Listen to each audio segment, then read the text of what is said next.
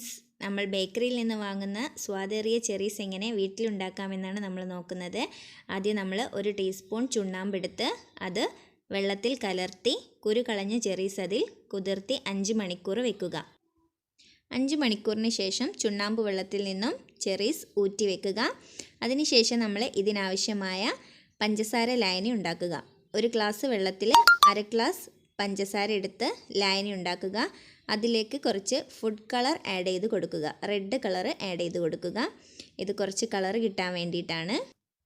ചെറീസിൻ്റെ കടയിൽ നിന്ന് വാങ്ങുന്ന അതേ ടേസ്റ്റ് ലഭിക്കണമെങ്കിൽ നമ്മൾ പഞ്ചസാര ലായനിയിൽ 7 ദിവസമെങ്കിലും ചെറീസ് ഇട്ട് വെക്കണം. അതിനായിട്ട് നമ്മൾ 2 ദിവസം കൂടുമ്പോൾ പഞ്ചസാര ലായനി മാറ്റി ഉണ്ടാക്കി ചെറീസ് അതിൽ ഇട്ട് വെക്കണം. ഓക്കെ, അപ്പോൾ നമുക്ക് ഒരാഴ്ച കൊണ്ട് തന്നെ നല്ല സ്വാദേറിയ ചെറീസ് വീട്ടിലുണ്ടാക്കിയെടുക്കാൻ സാധിക്കും. എല്ലാവരും ഇതൊന്ന് ട്രൈ ചെയ്ത് നോക്കുക. ചാനൽ സബ്സ്ക്രൈബ് ചെയ്യാത്തവർ എത്രയും പെട്ടെന്ന് സബ്സ്ക്രൈബ് ചെയ്യുക. താങ്ക്